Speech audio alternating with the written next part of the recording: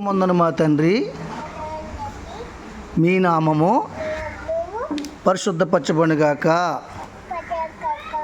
మీ రాజ్యము వచ్చునుగాక. మీ చిత్తము పరలోకమందు మందు నెరవేర్చబడినట్లు భూమి యందును నెరవేర్చబడునుగాక. మాకు అనుదిన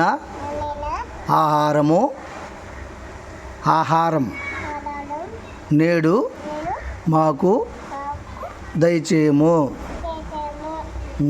మా రుణస్థులను మేము క్షమించి ఉన్న ప్రకారం మా రుణములు క్షమించుము.